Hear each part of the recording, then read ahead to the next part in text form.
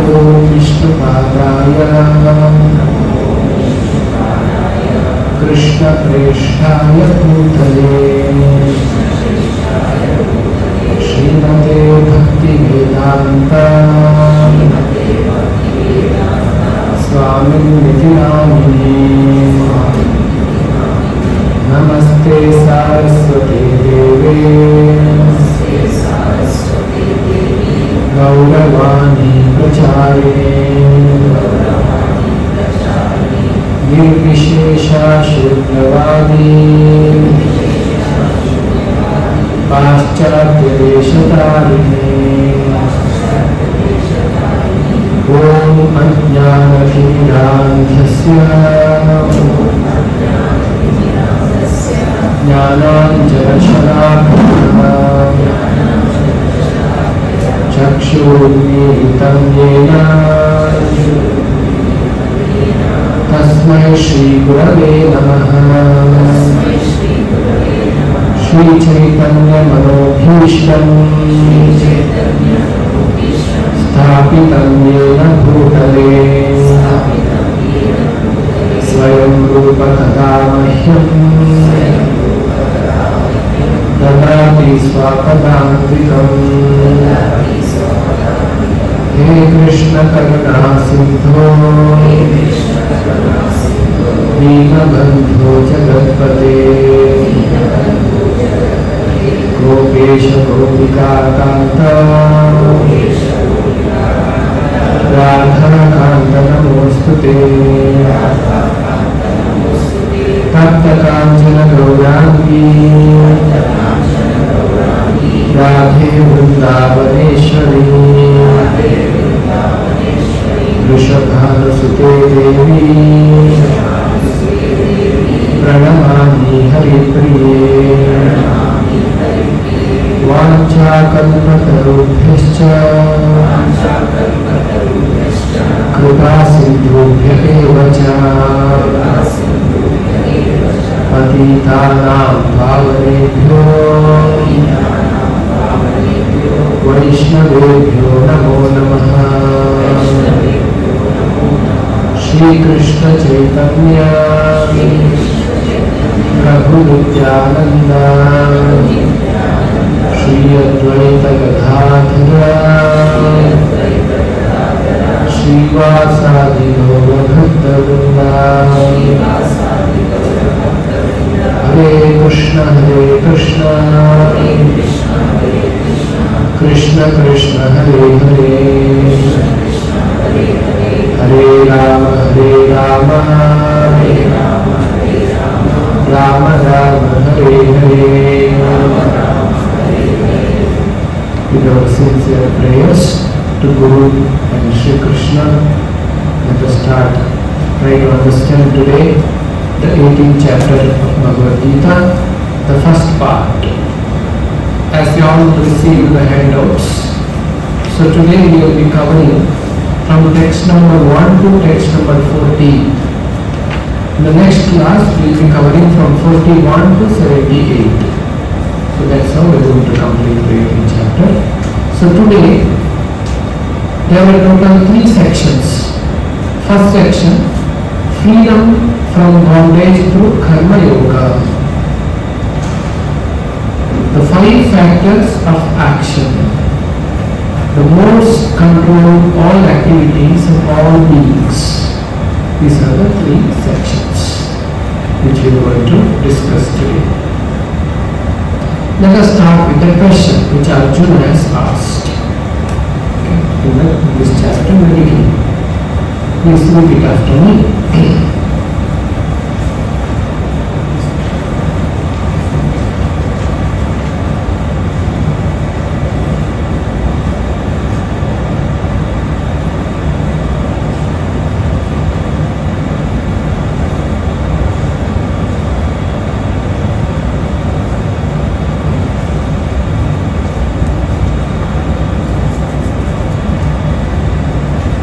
ओम नमो भगवते वासुदेवाय।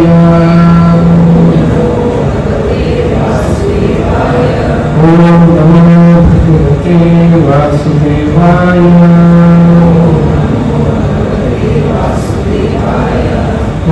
नमो भगवते वासुदेवाय।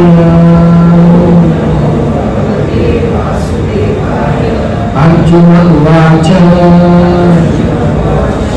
संन्यासस्य महाबाहो तत्त्वमिच्छामि वेदितुम् त्यागस्य च ऋषिकेश कृतज्ञेषि विशोधन। Next verse also Shri Shri भगवान उवाच काम्यां कर्मणां न्यासं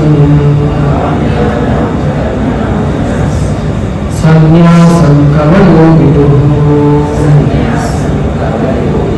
सर्वकर्मफलत्यागं प्राहुस्त्यागं विचक्षणाः।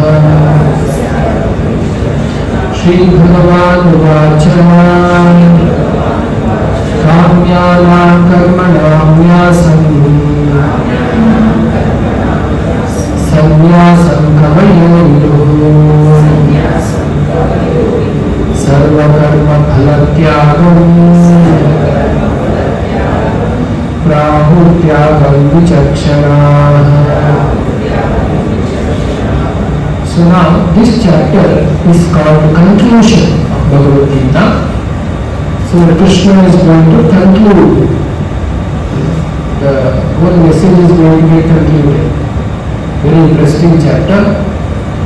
And this is also talks not about sannyasa, the renunciation, tyaga. Because the conclusion of the message of Krishna is that we all are Krishna's children. Right? We heard from all that. There is a purpose of our existence. Generally people don't know what is the purpose of existence, why all these things are happening.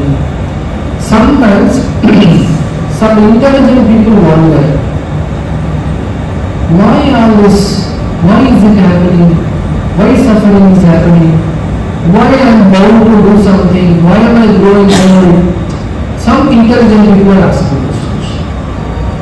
Some people are not able to ask this question. This is called life's basic questions. The human form of life has some basic questions. Why? This is a question the human being should ask. That is why there is an Upanishad called Kena Upanishad. The Upanishad name itself is why. So human beings are supposed to ask this question, why? When we were all born, we had the electricity. If you see the children of age group 3, 4, 5, 6, 7, 8, they keep on asking, why is this? Why is this? What is this? They keep on asking. You observe children how they ask? Everything you know. Sometimes elders get irritated. They say, that's how it is, shut up now. Because they go on asking questions. Why is it so? Why is it so? Why is it so? So somehow that why asking question is slowly diverted or illusionized by the education. They make to think in a certain direction. So everybody starts thinking in that direction. Forget to ask the life's most fundamental question. Why I am suffering? So anybody gets this question in life, why am I bound to suffer? He is considered to be an intelligent person.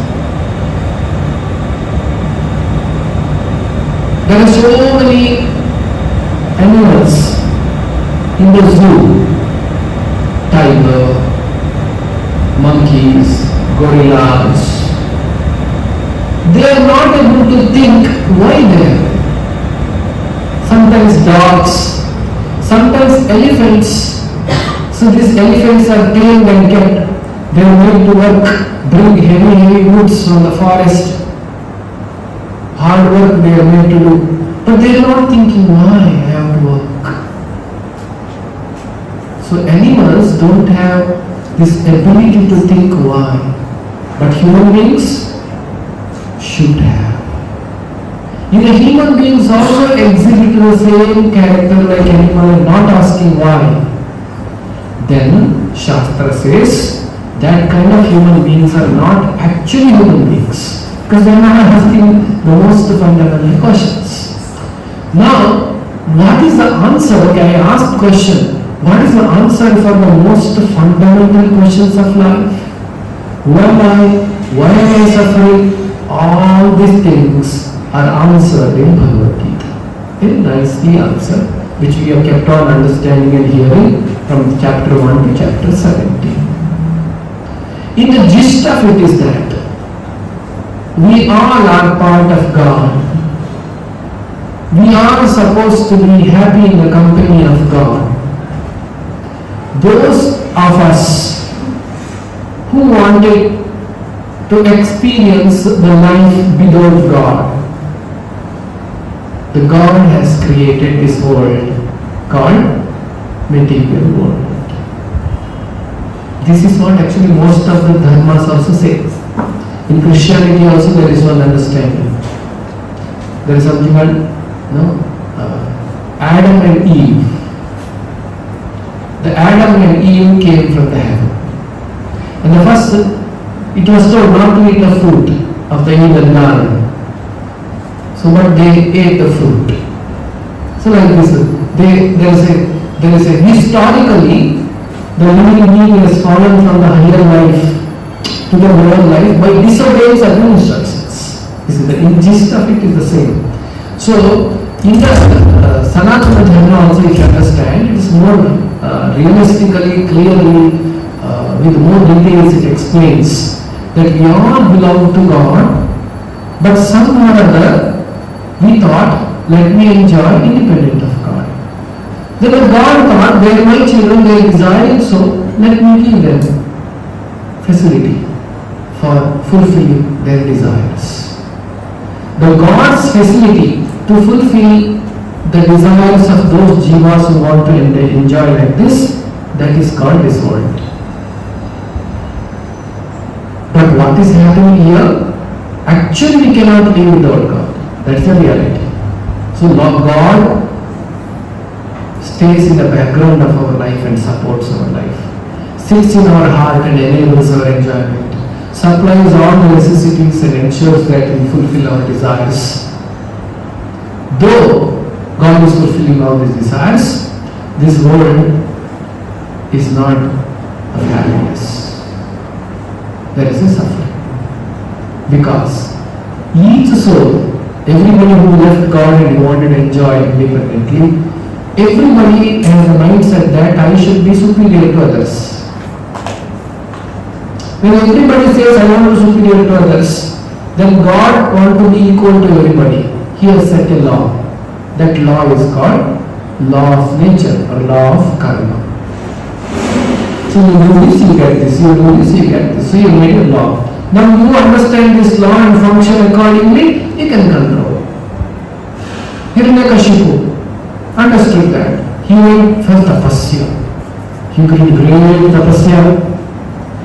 As a result of tapasya, what happened? He got power. He controlled so many people for so many thousands of years. But still, there is an end for all these things. Ashashvatam, dukkhalayam ashashvatam. This is the basic fundamentals of life. Now, hence, what is our goal?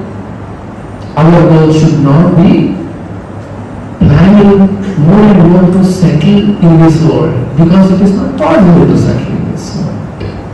We don't belong to this world. The example given by Acharya Srila Prabhupada ji is that fish out of water.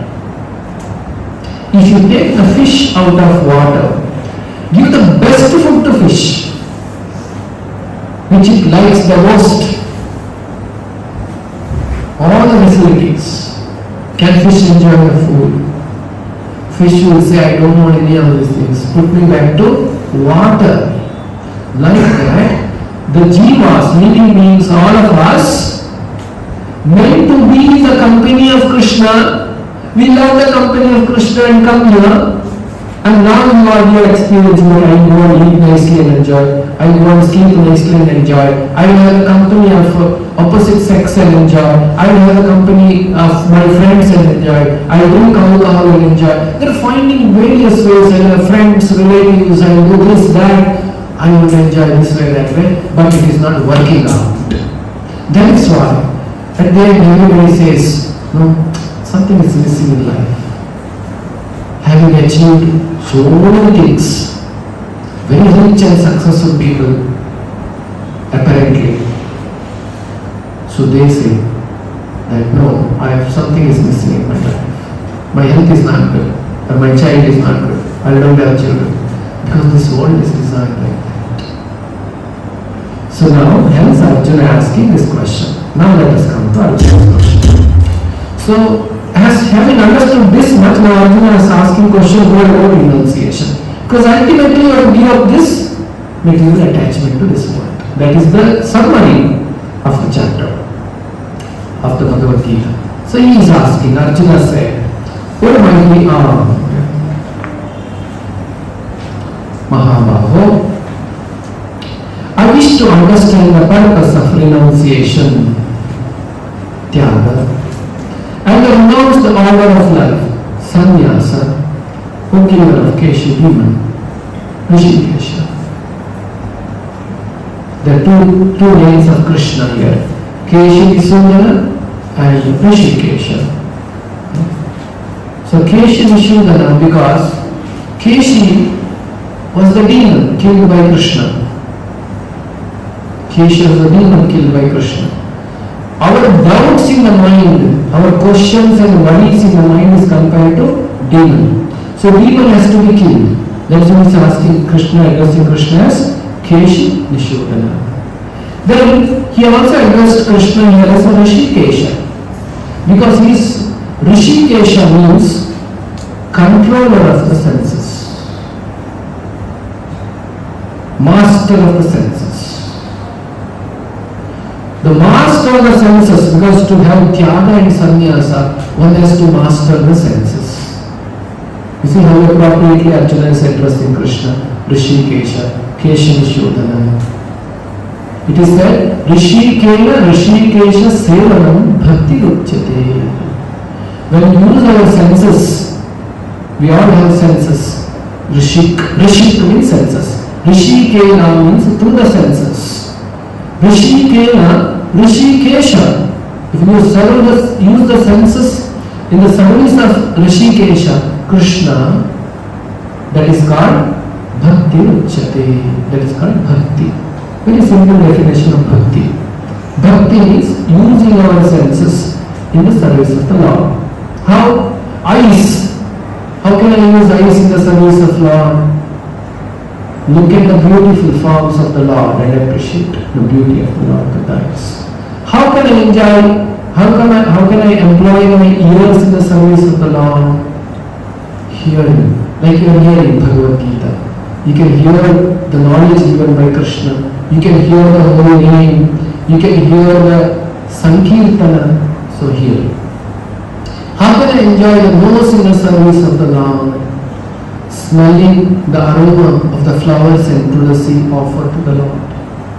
How can I enjoy my tongue in the service of the Lord? By tasting the food which is offered to the Lord and pronouncing Lord's holy name, Narayana. So tongue can be engaged. So like this, all the senses will be engaged in the service of God or Krishna, Rishikesha, Rishikena, Rishikesha Sevanam, Bhakti Ruchyate. That's called Bhakti. Okay. So like this, there are deeper meanings in each verse of Bhagavad Gita, which we will understand when we hear more detailed course of Bhagavad Gita. Now Krishna is answering the question. Krishna is saying, Supreme Lord said. Now first he gives the definition. What is sannyasa? What is tyaga? Kamyanam karmanamnyasam sannyasam kamayo viduhu sarva karma phalatyagam prahutyagam vichakshana.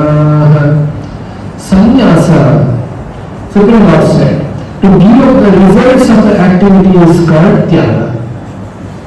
I do something, but result is not for me. Tyagi, I give up that. And the state is called renounced order of life. And that state, having given up that state is called sannyasa. So here it is said, sannyasa, to renounce the activities that are based on the material desire, which implies to renounce the fruits of the work. Tyaga means renounce the results of all activities. The state of renounced state is called sannyasa, renouncing is called tyaga. Then Krishna gives two opinions on tyaga. So two kinds of tyaga. Okay. So in the next verse he says the two kinds of tyaga.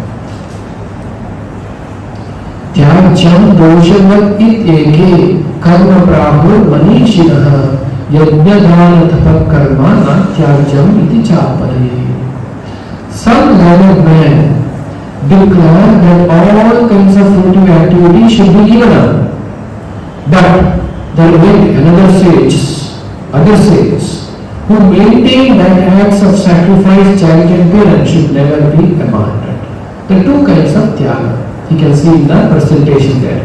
One is giving up everything, all activity, because any activity I do is authority in this world. Let me give up everything, go to Himalayas. So go away from it. That is one opinion of the tyaga. One more opinion of tyaga is that one should never give up yajna dana tapa. Yajna dana tapaschaiva. Sacrifice, charity and penance. We should not give up. Because these things are done as per the Vedic rules and regulations, not as per our own whims. Oh, let me go and do this. This is my charity.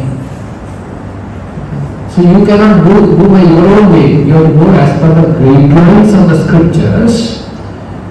That is, you do yajna, dana, tapa as per the scriptural directions. Though it may be involved in some kind of sins sometimes.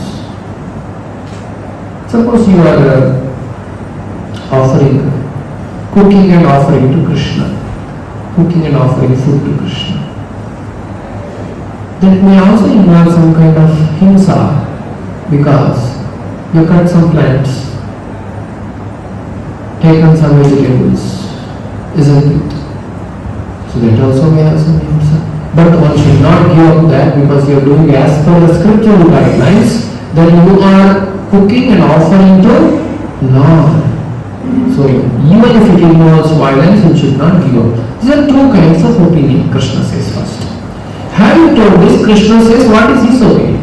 Now Krishna's opinion is more important. Okay. Let us see what is Krishna's opinion. The verse number 4, 5 and 6. Krishna says, O best of the Bharatas, hear from me now about the renunciation. There are three kinds of renunciation declared in the scriptures.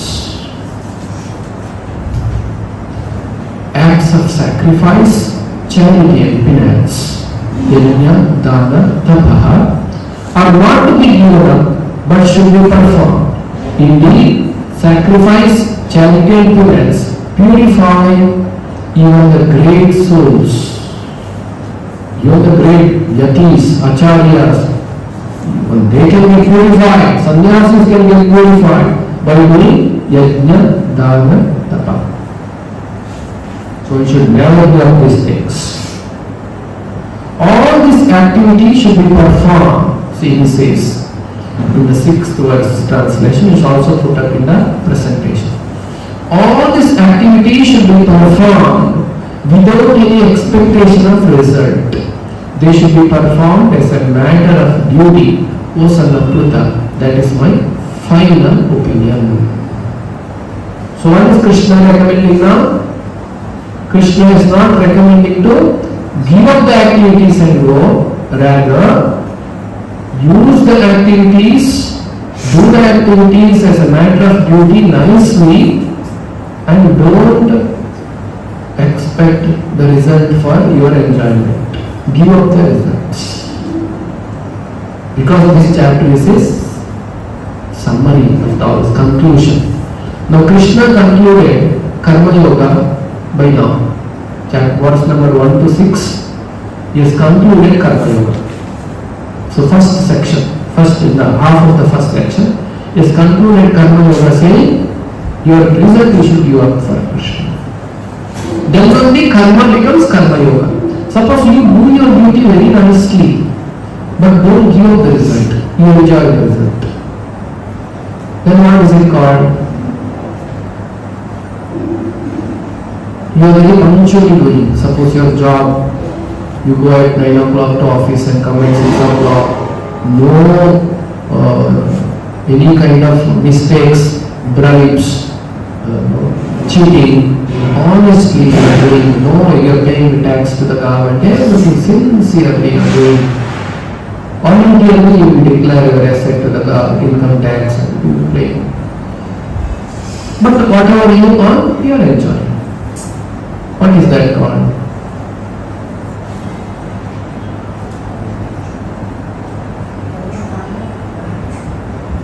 This karma kanda. Yoga is not attached to that. Why? What is yoga means? What is the meaning of yoga? Yoga means, what is the meaning? Yoga means connecting, linking. Yoga, the root word of yoga is yuj dhatu. So yoga means connecting.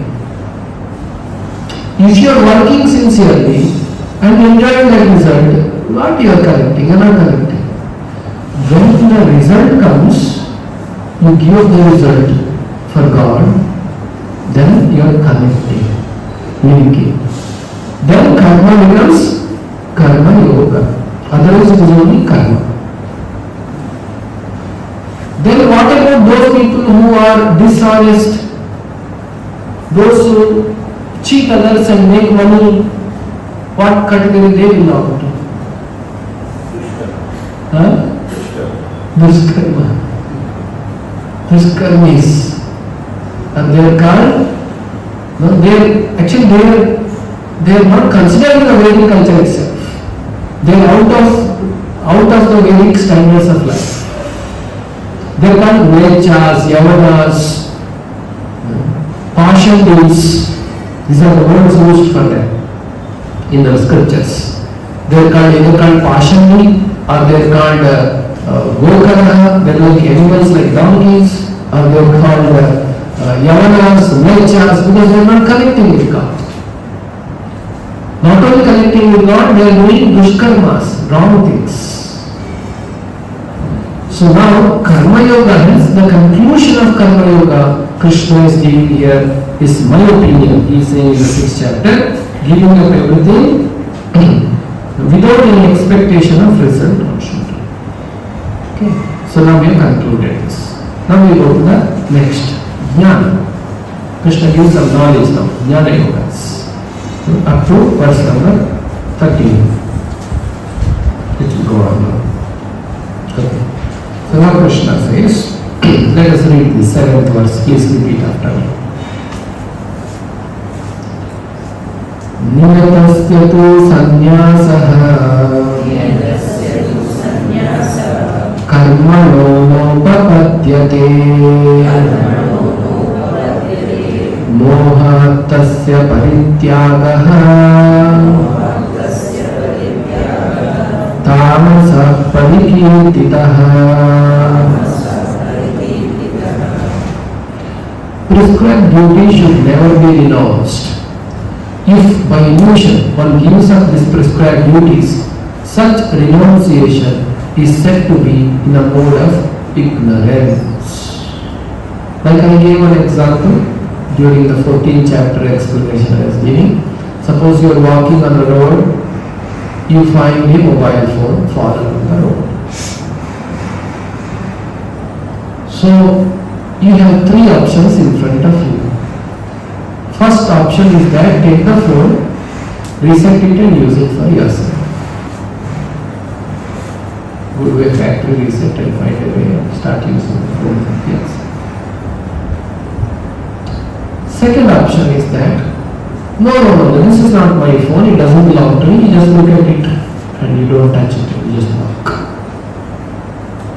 Third option is that you pick the phone and find, is there any missed call, is there any call, or should you wait for somebody's call? Try to reach who's the owner of that phone and hand it over to them. Which one will you do? 1, 2 or 3? 3, isn't it? That's a nice thing to do, to support and help others. Now, Krishna has created this world. Krishna has created your body. Krishna has given intelligence to you. Krishna has given senses to you. Everything belongs to Krishna. Ishavasya idam sarvam. Sarvam. Everything is belonging to Krishna. Including your body. Everything is created by God. Now you have 3 options in front of you. Use the body for your enjoyment. I don't care for God. Second option. No. This body, everything belongs to God.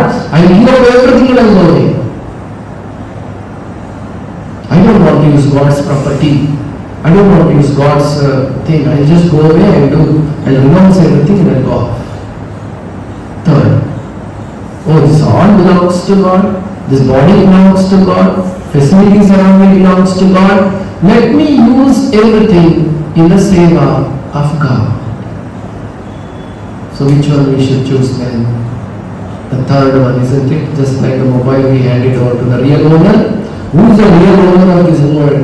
The real owner is Krishna.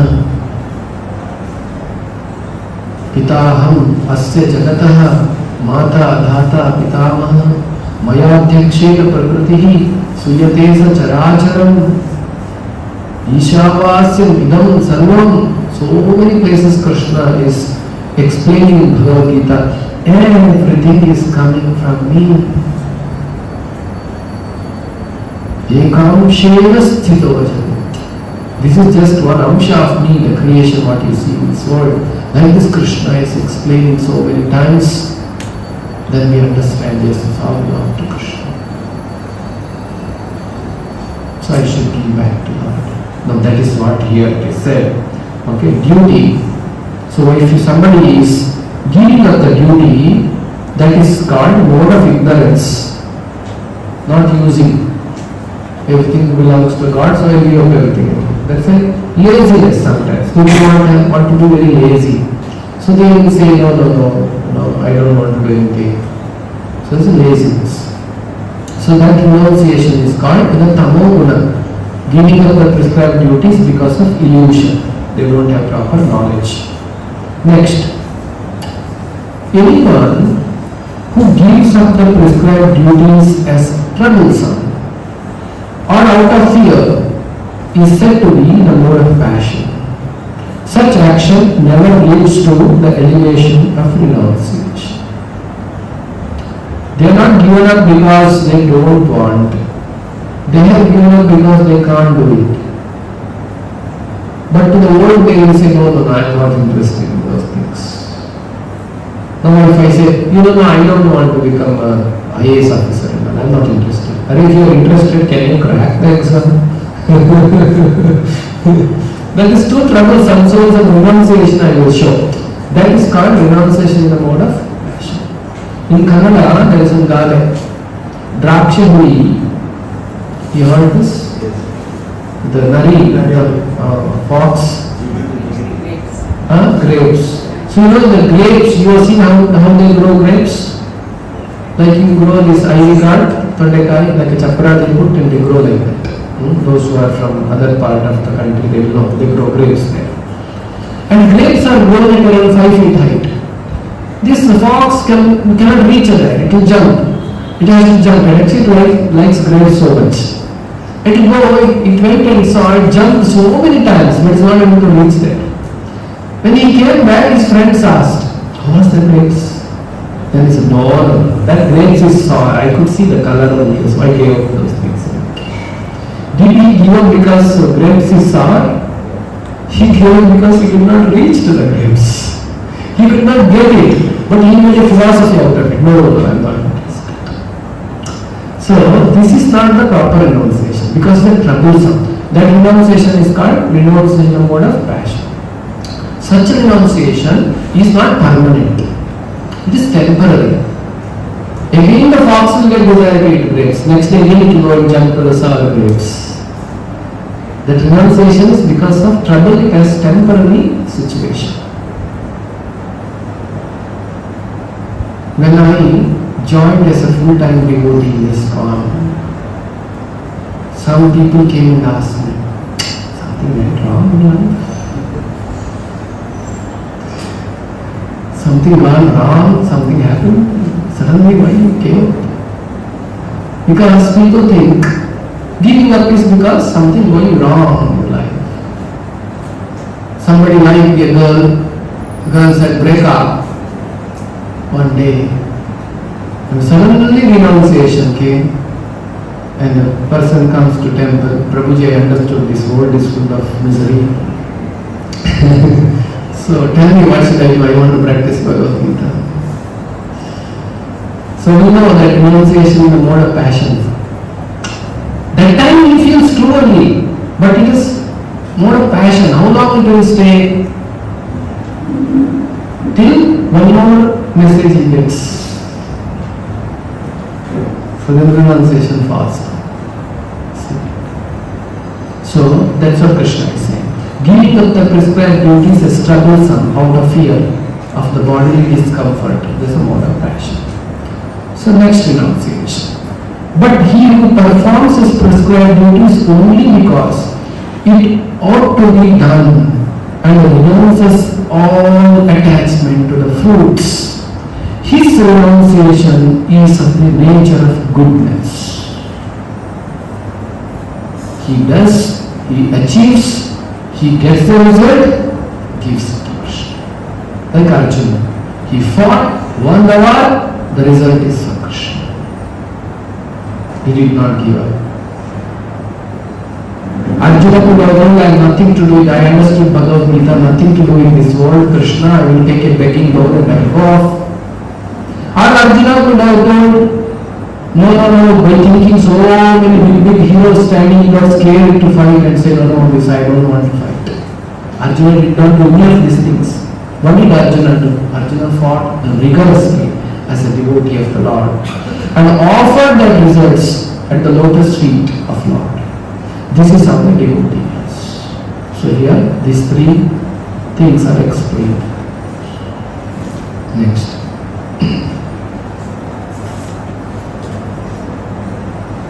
Those who are situated in the mode of goodness, who neither hate inauspicious work, nor are attached to the auspicious work, have no doubts about the work. Akusharam kushale nanu sajjate. They are equal to both. Shubha, Ashubha. In the 12th chapter, Krishna said, Shubha, Shubha, Parityagi. You should be Parityagi of not only Ashubha, Shubha. What does it mean? All the auspicious and inauspicious, so-called auspicious and inauspiciousness, what we see in this world, everything is inauspicious because this world is not the place of the permanent residence. We all are staying in a rented house. We are not in our permanent house. Why is it so? I am saying like that. Rented house means one day you have to move out, is it not? Either the owner will ask you to move out or you decide to move out. But one day you have to move out from the rented house. We all are staying in a rented house called this body. One day we have to move out. This is the reality of life. These are facts of life. Hence, there is nothing great, transcendental, auspicious beyond Krishna. Something we may call Ashubha. For in front of Lord, there is nothing called Shubha, nothing called Ashubha. Let us take this war only, Mahabharata war. Killing, the bloodshed and all. It's very inauspicious according to us, is it not? Sometimes people say, don't go to this Krishna, Arjuna, chariot, Mahabharata picture at home. At home, Mahabharata will happen. Fights will happen at home if you keep that picture.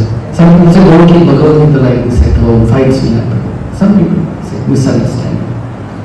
But actually, for Krishna, there is no auspicious inauspicious things. He is beyond those things. Even the bloodshed and killing is also auspicious because there is a seva to Krishna that happened. Krishna wanted to do dharma samsthapanarthaya. He is killing the demons and demoniac people. It's auspicious things. Narasimha took Hiranyakashipu on his lap and raped his stomach and took the intestine and put garland on. That is considered very auspicious. Can you think of somebody is wearing the garment of intestine of somebody and we say it's very auspicious?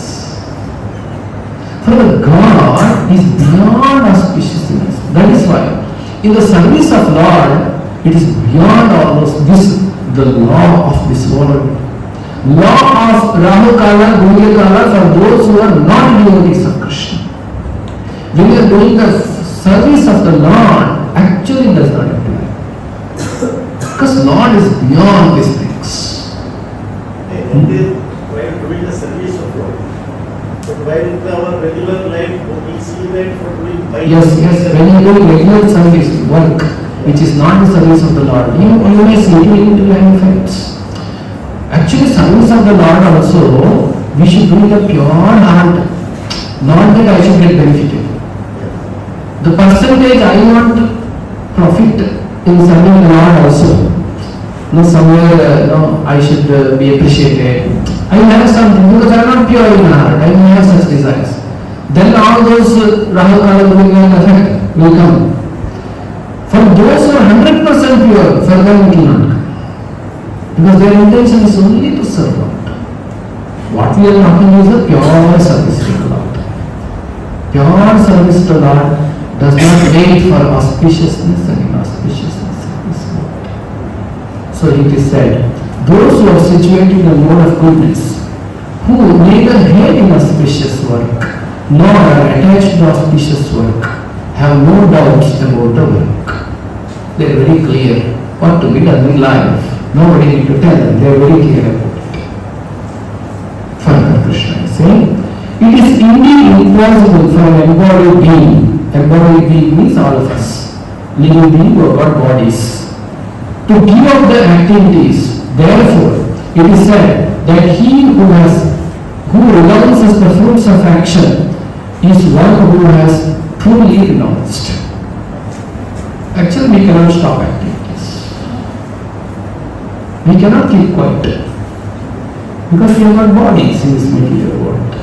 So therefore, what you should do is you should give up the fruits of action. Don't give up the action, give up the fruits of action. So this is the knowledge which Krishna is giving, which is an important knowledge. Hence it is called Jnana Yoga. We are talking about more of Lord being beyond the auspicious and inauspiciousness of this world. The result of not renouncing is been explained now. Okay. The 12th verse. For one who is not renounced the three fruits of action, desirable, undesirable, and mixed, accrue after death. But those who are in a renounced order of life have no such results to suffer or enjoy. You know, in our Paddhati, in our Hindu Paddhati, if somebody dies, they burn their body. Isn't it? But when a sannyasi dies, they bury their body. Because understanding, Vedic understanding is that those who are sannyasis, they don't have attachment to this world. Neither they have attachment to their bodies. All that they are doing in their life, that is just for the service of Lord. They are not attached. Hence, after they are giving up the body, they naturally go back to Krishna, take up the another service. But other people, who have attachment to bodies in this world, if the body is not burnt, the soul will go on roaming around the body, being attached to the body, roaming around the relatives and friends, being attached to the friends and relatives and home. That is a great pain for the departed soul. That is why we burn the body and do the final rites and rituals so that the Atma moves on, does not get stuck. These are science, these are explained much detail in the Garuda Purana. That's why anybody dies in the family, they read Garuda Purana. The Garuda Purana, great detail is given. How he will go, where he will go, what will happen, like this. So, one who is not renounced the threefold fruits of action, desirable, undesirable, mixed, accrue after death. But those who are in the renounced order of life, sannyasis, have no such result to suffer and enjoy. They are not attached. So this is the first section we have understood from the verse number 1 to 12. Only the application of this section is that acting with the detachment is a true renunciation and brings freedom from all reaction. 2. One becomes liberated from all the threefold reactions, desirable, undesirable and mixed, by giving up the result. Now, verse number 1 to 6 was Karma Yoga, giving up the results only. Just that much only Krishna explains. Verse number 7 to 12, Krishna adds another element of God being the center of the renunciation. Jnana, this additional jnana is being given. So now we have finished the first section. Now we move into the second section. 5 factors of action. Let us chant these 2 verses, 13 and 14.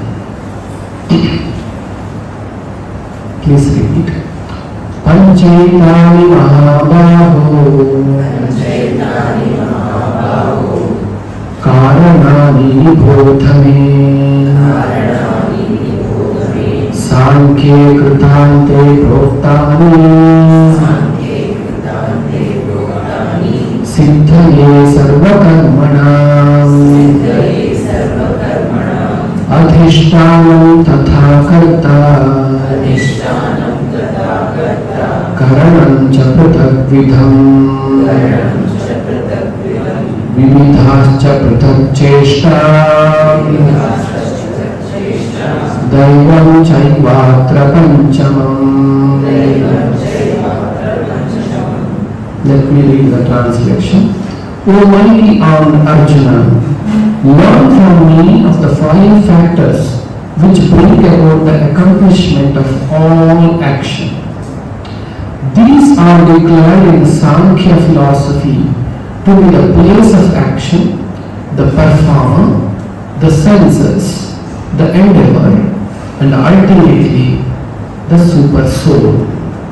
The 5 factors which yield success in our action has been given here. Let us take the example of a doctor performing surgery to understand this. You see there are 5 things you can see there in the slide also it is given. First is that any action to be successful, adhishthanam. Adhishthanam means place of action. Where is it at? Or the realities around that time and that place which is there. What is the place of action and reality before the surgery? The operation theatre, OTT, and all the setup there. So that is the place of action. Second, karta. Karta means the doer or performer. Who is the doer, who is the performer of the surgery? Doctor. So now successful surgery requires all these things, 5 factors. So place of the operation and the person who performs operation. Third, karana. either called senses or instruments of action. What are the instruments required? One is the doctor's hand itself is an instrument. Doctor's senses are also instrument. And all the surgical equipment also instrument. Lights and everything is instrument. So what is the instrument? That is also required. You cannot switch off all the lights and then doctor now you do surgery. If you don't want patient to be alive, you can tell. Otherwise you have to provide all facilities. So Karana. The third, Chesta. The doctor has to put his endeavor, his full focus. So he is doing brain surgery. Very minute part of the brain is touching. Suddenly he gets a call. He answers the call. I'm doing surgery now. You will know. I'll call you. If he picks the call and he does, what will happen to the patient? He has to put his full endeavor. Somebody told recently, doctor forgot the mobile phone inside and he stitched the body and it was ringing. And it's a joke. So doctor has to put his chesta, the endeavor. 4 things are over. Now the doctor, good operation theatre, best of the best hospitals, the top surgeon of the country and the best instruments, and he has put his experience of 40 years of surgery and put all his endeavor and did the operation. He comes up to the operation theatre, says one thing to the relatives and friends. What does he say? In the movies in the saw at least. Yes. Yes. See, what do they say? I have done my best. Pray to God. That is Daivam. Daivam Chaiva Trapanchamam. The fifth factor is Daivam. This one should understand. But generally, okay, when it comes to operations and doctor and hospital, they say not God, we say. But when the success comes, somebody has scored first rank in UPSC exam. A newspaper calls for an interview. What is the secret of your success? He says, I've been a brilliant student from my childhood and I keep reading newspapers. I'm very much passionate about general knowledge and I have best teachers who teach me. And at home my parents are very much encouraging and my brother was a good guiding factor. My mother is an inspiration, father is a guide. And of course the coaching institute was very helpful for me. They are touching all these things. Adhishtanam, Karta, I have done Karanam, coaching institute, Chesta. I have put endeavor from last 6 months I slept only 2 to 3 hours in a day. So their Chesta will talk about, Karana will talk about, Karta will talk about, Adhishtana will talk about. They'll miss Daivam, Chaiva, Trapanchanam. God has given us. See. When the failure comes, why did God do that to you? Immediately you remember the fifth factor. You forget the 4 factors. You directly jump to the fifth factor when the failure comes. There was a movie called PK. Amir Khan's movie PK. In the court, it was asked, you see that it's all God's action. Earthquake has happened. So many people have died. So God has to be filing a criminal case against God now. He has killed so many people with the earthquake. So like this, a lot of arguments they put forward to make theist people who believe in the God shake their faith. But they are not even heard the story properly from the Bhagavad Gita.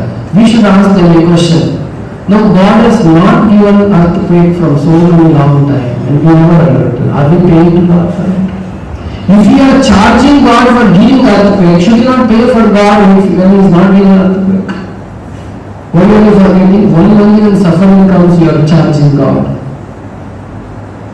So God is saying there are 5 factors in action. So everything for that matter. You want to go for a trip. Also has a 5 factor. You can do everything. You can book a bus, you can book a vehicle, you can get ready, you can plan everything, book hotel, book everything. But ultimately, sanction of God is needed. The sanction of God is not there. Even if you book a ticket, even if you booked everything, you will not be able to. Sometimes you would have experienced this.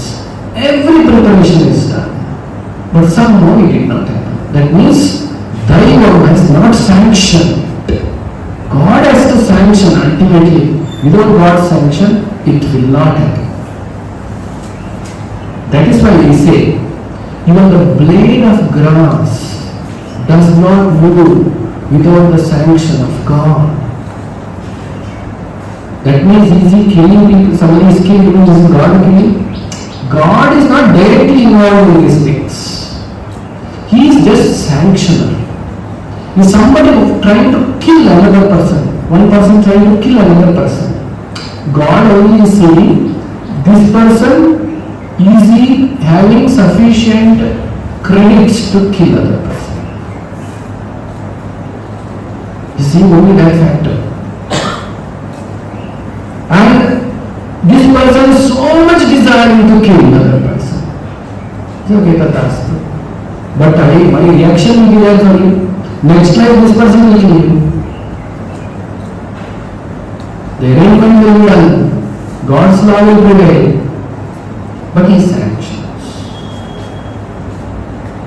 Aurangzeb wanted to destroy so many temples. Without God's sanction, it is not possible. How can one destroy God's temples without the sanction of God? God has sanctioned. That means Aurangzeb might have done lot of tapasya in his previous life. That life though was not done. Maybe in previous life he has done. To be king for so many decades. I think he was king for 40 years or 50 years, something like that.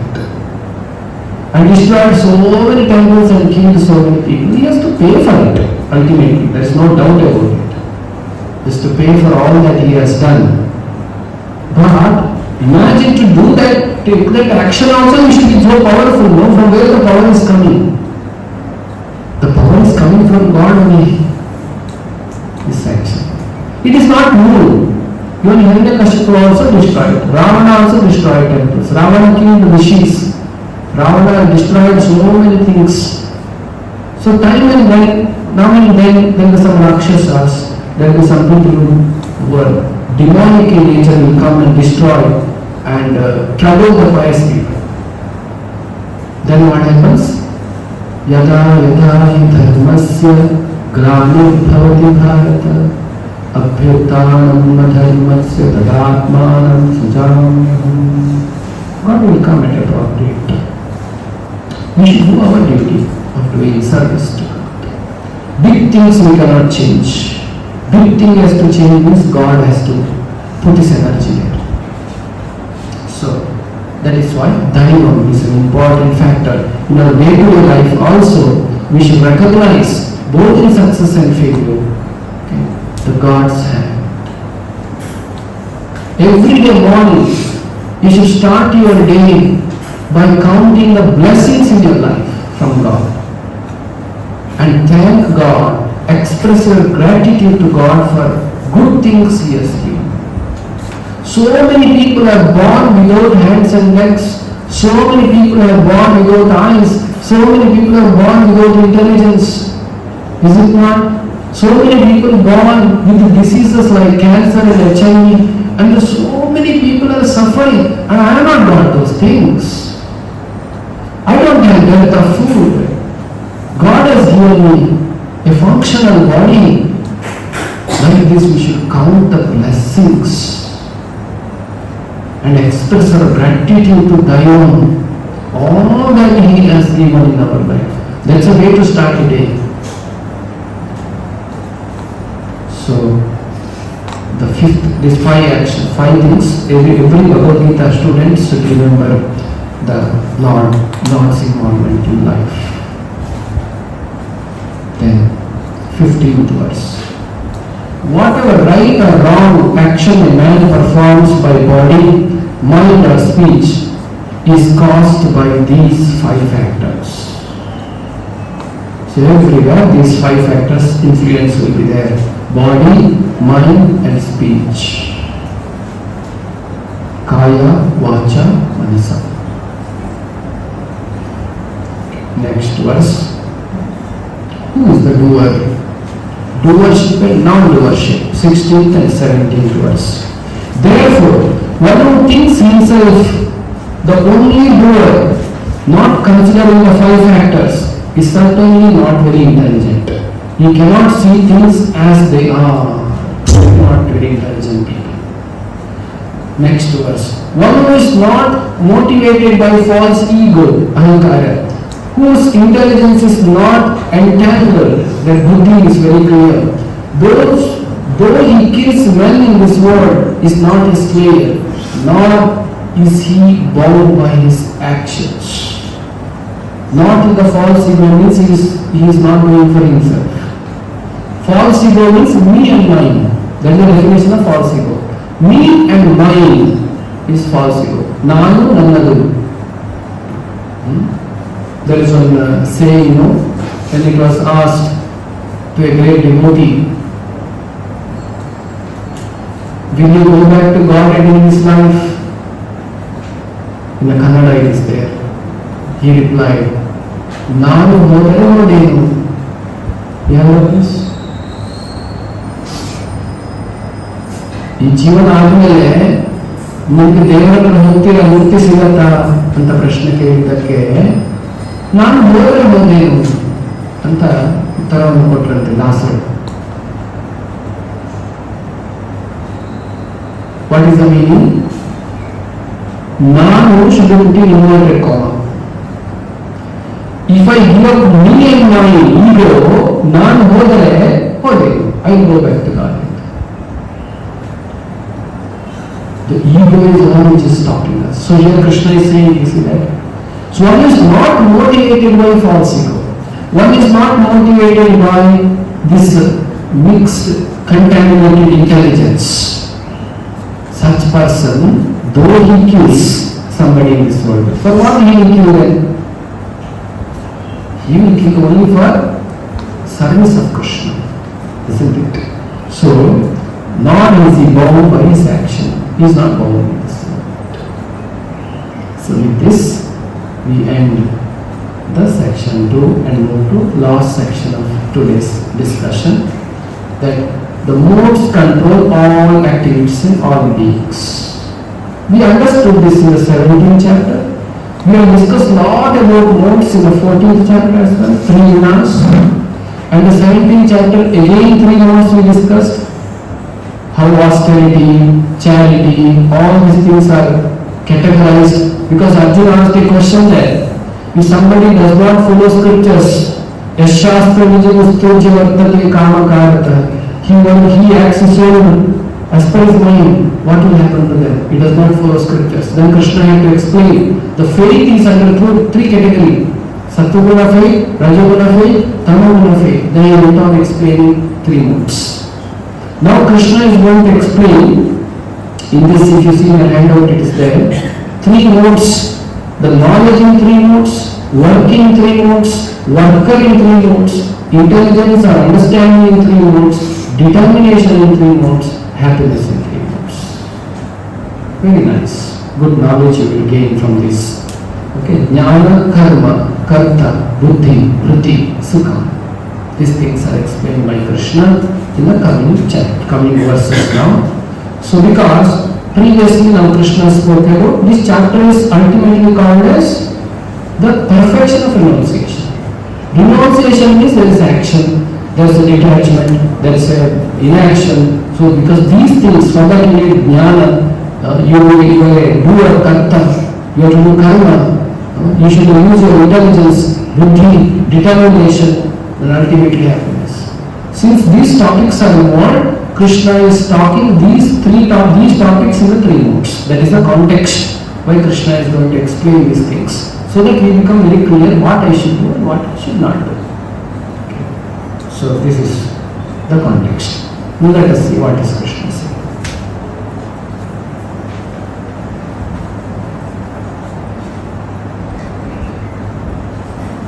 So verse number 18. Let us chant this verse, 18th verse.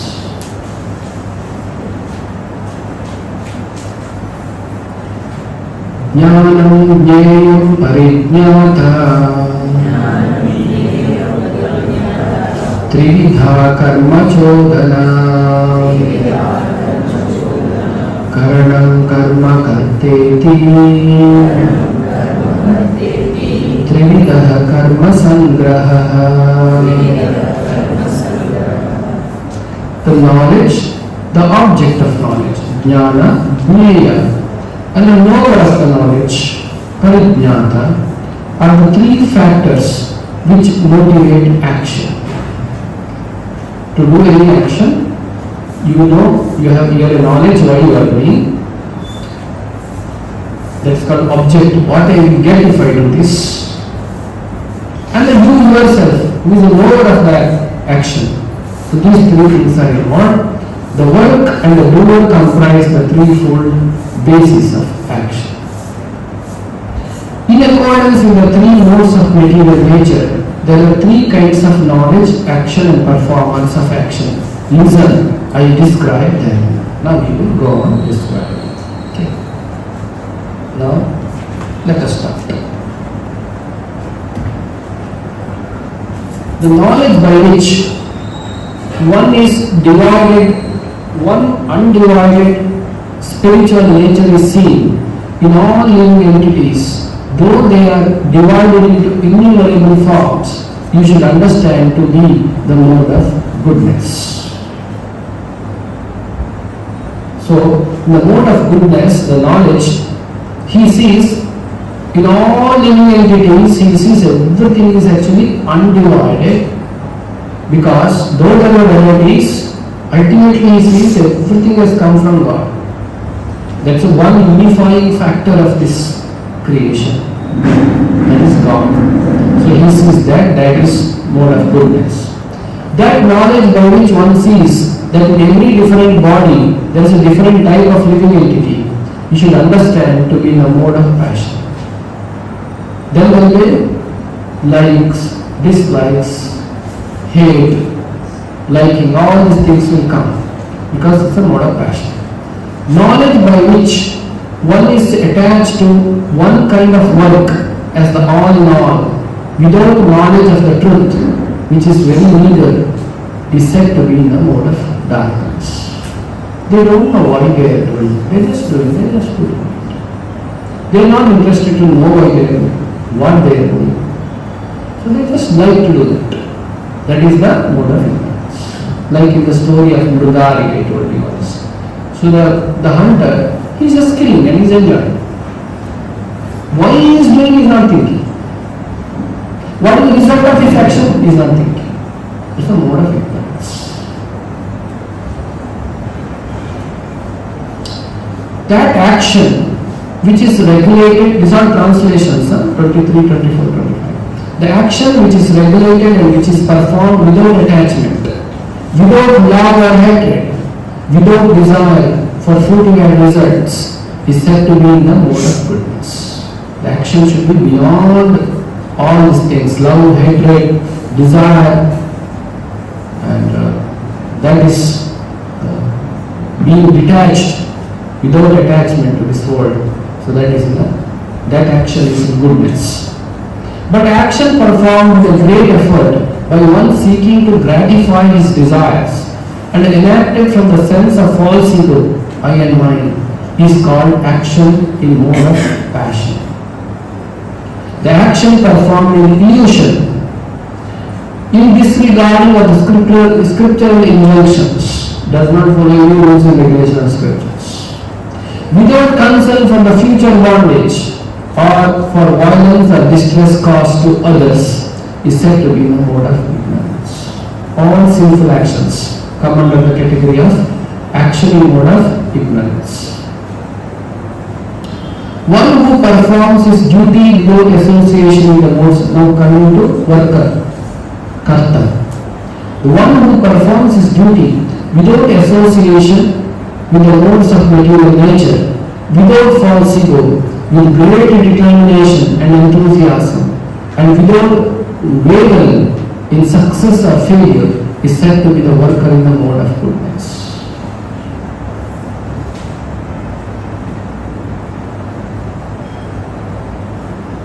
So he should not have ego, it is for myself, the worker. And worker should work with a great determination and enthusiasm, nishchaya and utsaha, and without wavering. When the success comes, I become so delighted. When the failure comes, I become dejected. That should not happen. So one is constantly able to endeavor. That worker is in the mode of goodness. See the advantage of being in goodness.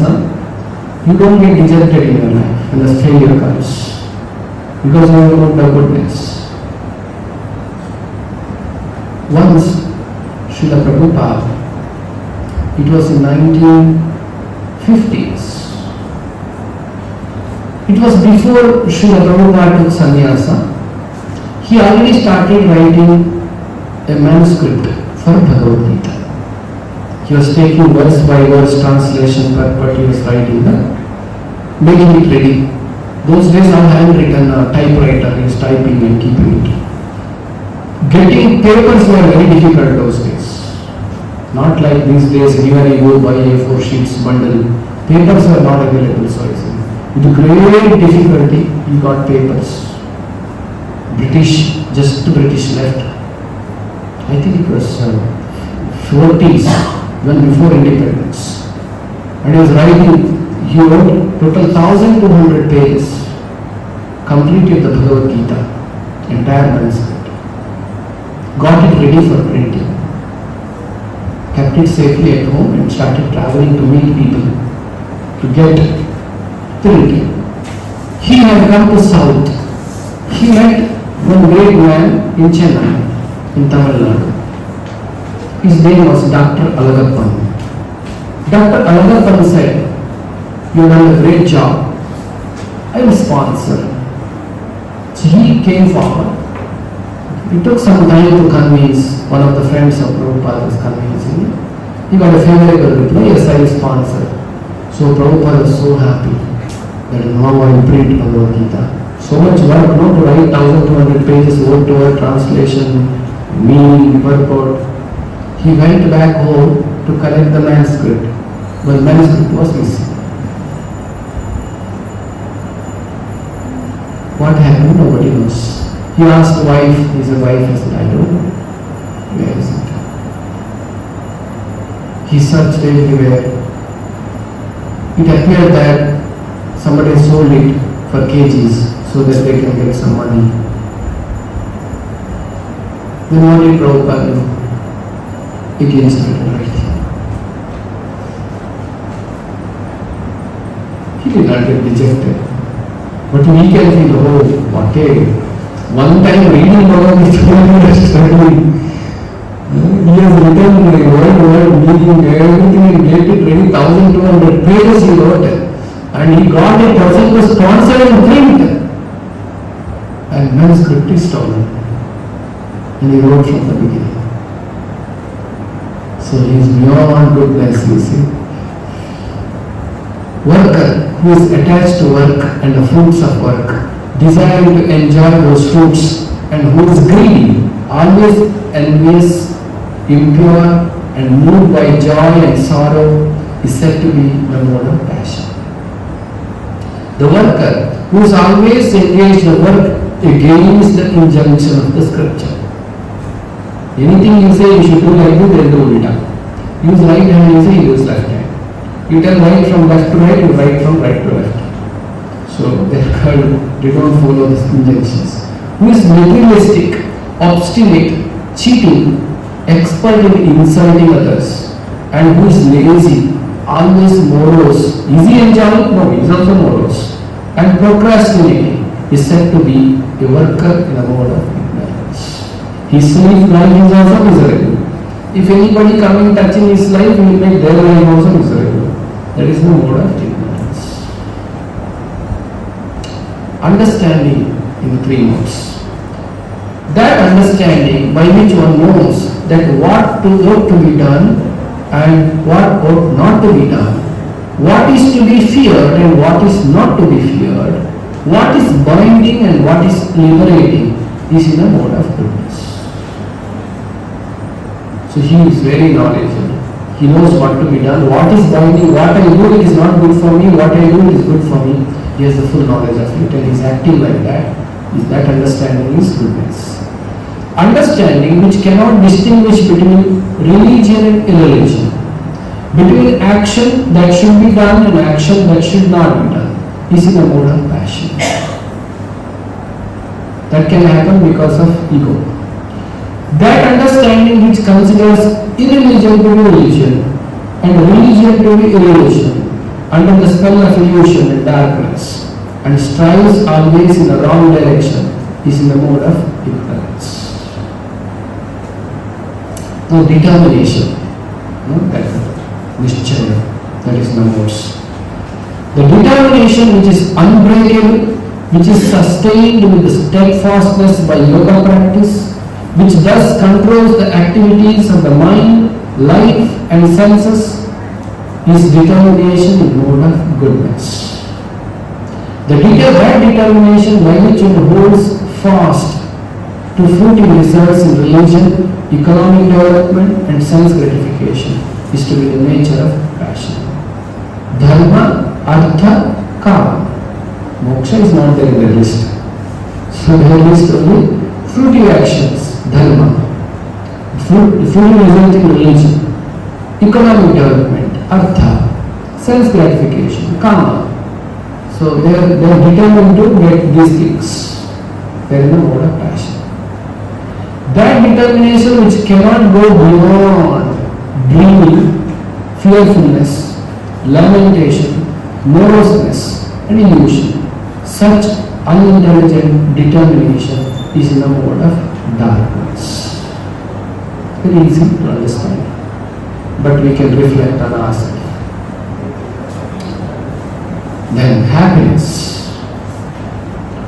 The happiness which is in the beginning may be just like poison, but at the end is just like nectar, and which awakens one to the self-realization is said to be in the mode of goodness. Like we are telling you, please chant Hare Krishna, Krishna Krishna, Hare Rama, Rama Rama. Morning, please get up early and chant few rounds of Hare Krishna mantra. You will get up. I have my work, I am busy, I am not well, I start from tomorrow, I will start from Monday, I will start from New Year. So like this we procrastinate and we don't do. Because it is the beginning, it is a little bitter. It is nice to sleep, why I should get up? Austerity, tapasya is bitter in the beginning, but what is the result? Beginning may be just like poison, but at the end, just like nectar. And what kind of nectar? It awakens one to the self-realization, is said to be the happiness in the mode of goodness. So what kind of happiness we should embrace? We should embrace the happiness which in the beginning is bitter, but result is amrita. Beginning visham, result is amrita. That is what our culture, Vedic culture says. That is why, age of 5, the child is sent to Gurukula. Go do service. What does the child do in the Gurukula? Brahmachari Gurukule Gurudanta Gurohitam. He stayed for Guruhita. Guru says, go and get firewood from the forest. Krishna was sent like this. So Krishna went to the forest to get firewood for Samyaki Puri. He set an example. Guru will chastise, Guru will observe, correct. First of all, perfect Guru is difficult to find in Kali Yuga, isn't it? And perfect Guru and he, real well-wisher of the child, will correct, help him, support him, train him, discipline him. This is the beginning. Austerity for the child. This is actual our Vedic system. So the man gets ready for the rest of the life to face. The result is self-realization. You will grow in the spiritual life. Not that we encourage children, okay, you sleep till 8 o'clock. No problem, today Sunday sleep more. And don't encourage them to do austerity. No, children should take up austerity. What age? It is said in Srimad Bhagavatam. Kaumaram acharate prajnaha. Kaumaram is age of 5. From age of 5 one should start taking some austerities. Child should start taking, otherwise in life he cannot become better person. Of course, outside home, today we don't find such gurukulas and teachers. At least at home, as well-wishers, mothers, you should train children. Get up in the morning, chant the holy name, do some household chores, ask them to clean, ask them to sweep. So children should do all these things. They should learn, go through all this training. We should not pamper. Chanakya also said, same, see all Shastras do not contradict. What did Chanakya say?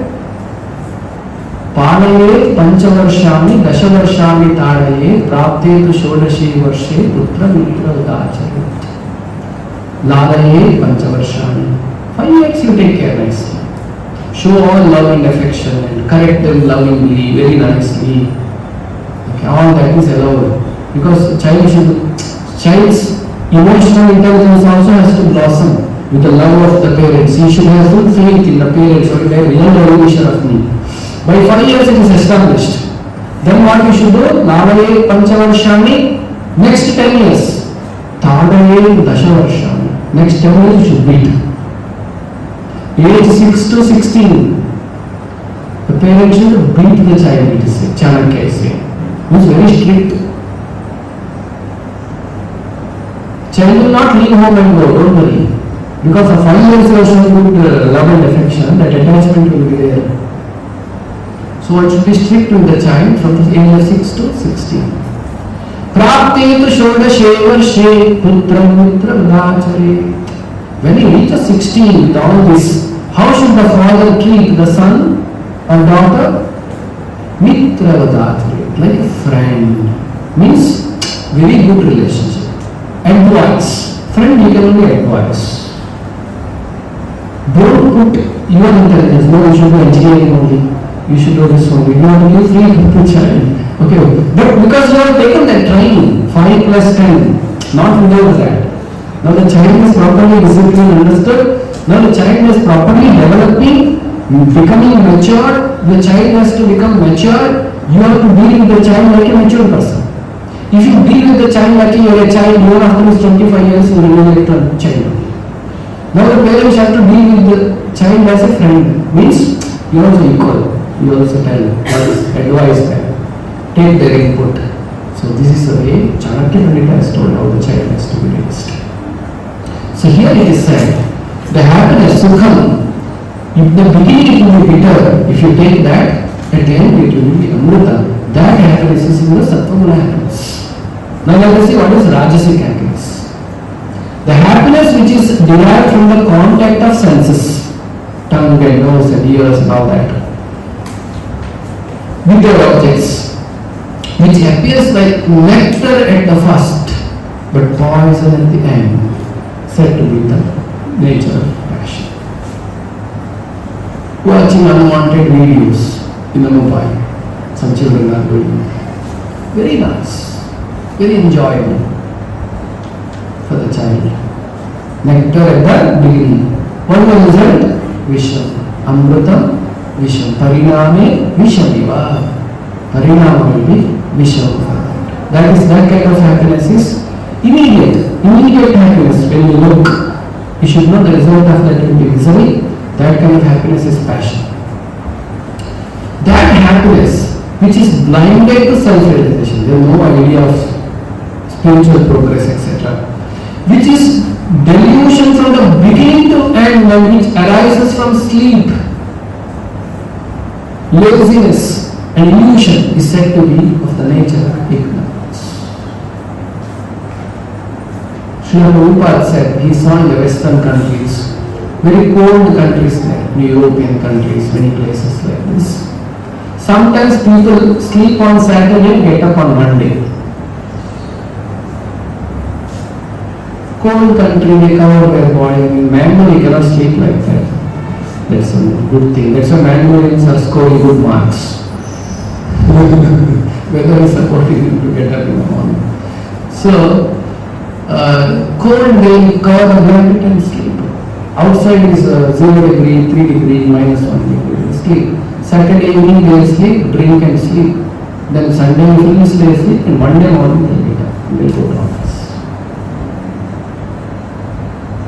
So that kind of happiness in mode of ignorance, coming from sleep, laziness, and illusion, is settled in a mode of ignorance. Okay. Now the last verse of this. Let us chant this, the 40th verse.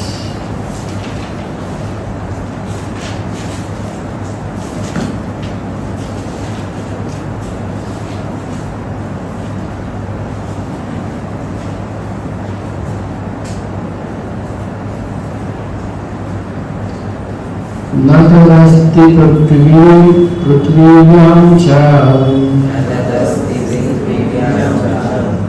Natavasti prithvivyam cha Divi deveshu vapunaha Sattvam prakriti jai muktam Yad evi syatri virgunaihi Yad evi syatri virgunaihi Tadasti prativyam cha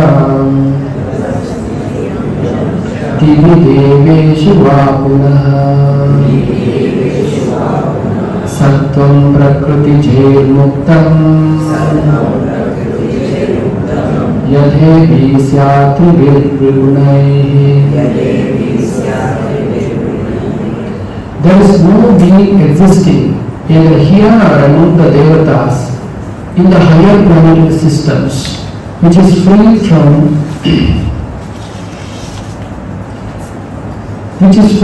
the three modes of material nature. Now you see very important information. Last verse is like a punch. Either in this world, even in the heaven loka, Indra, Chandra, Devatadi, they are also under three modes.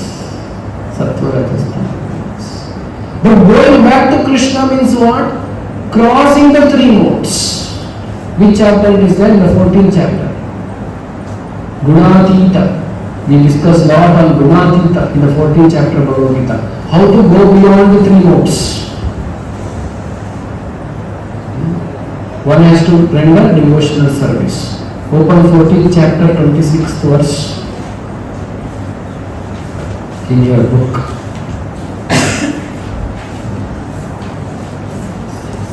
Twenty-sixth verse of the 14th chapter. Yes. Mam chavyabhicharena bhakti yogena sevate sagunan samatityetan brahma bhuyaya kalpate.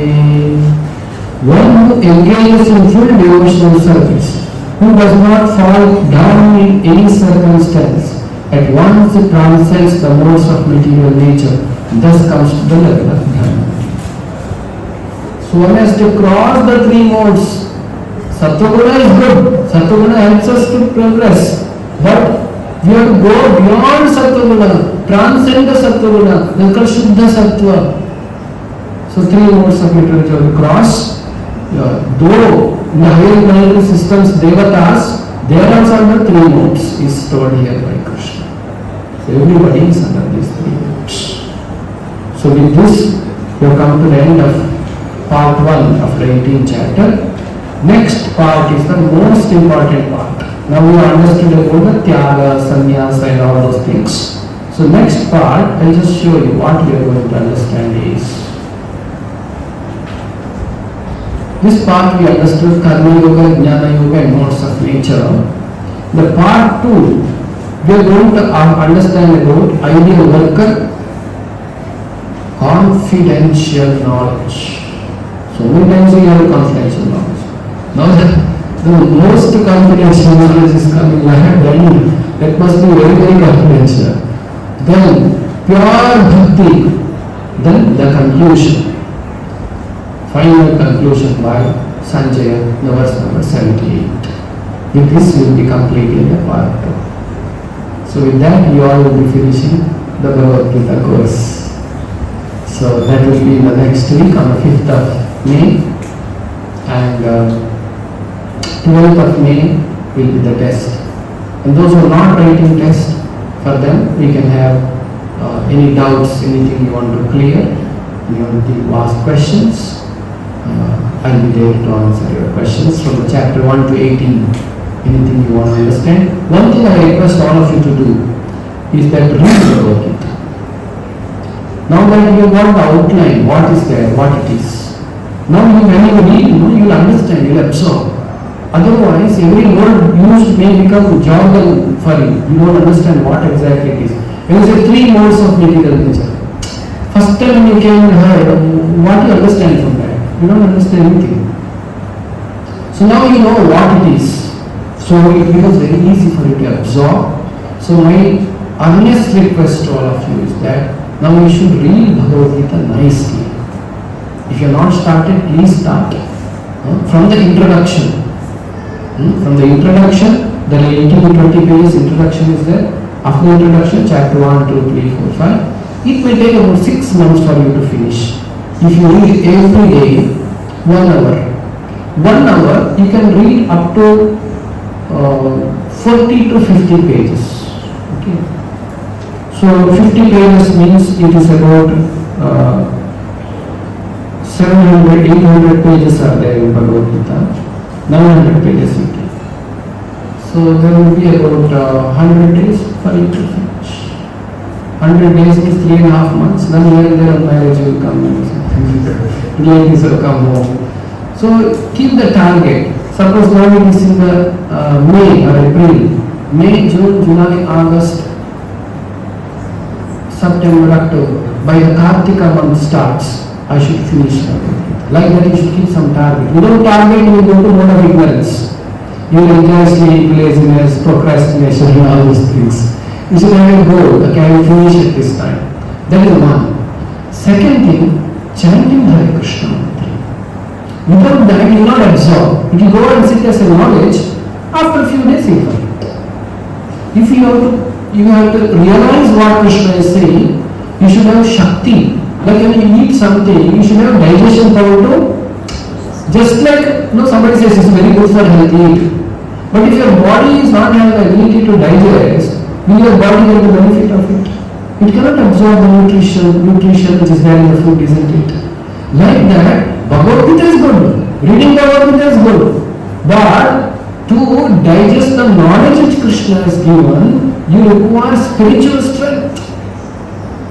Hence, in the Kali Yuga, the spiritual strength can be greatly derived by chanting Hare Krishna, Krishna Krishna, Hare Hare, Hare Ram, Ram Ram, Hare Hare. At least 108 times. At least. But now that you have attended so many sessions, at least you should do 2 malas. 108 plus 108. So like this, you should chant and read. You do this for 6 months. Guaranteed, I can guarantee happiness in your life. If that doesn't come, you can come and question. I will hear my addresses is only, my number you have, you can question. Because this is a proven fact. If you follow, understand and read, you will get. Nobody can take away that happiness from you. So that is the power of the knowledge and power of Krishna consciousness. Okay. So with this I will stop, and yes, there will be a test, and after the test on 19th, we will have, I will give an introduction on the next sessions, what are possible sessions which you can attend, and then 26th onwards you will have higher levels of sessions to attend. So with this I will stop. Srimad Bhagavad Gita ki, Shri Krishna Balaram ki, Srila Prabhupada ki. Thank you.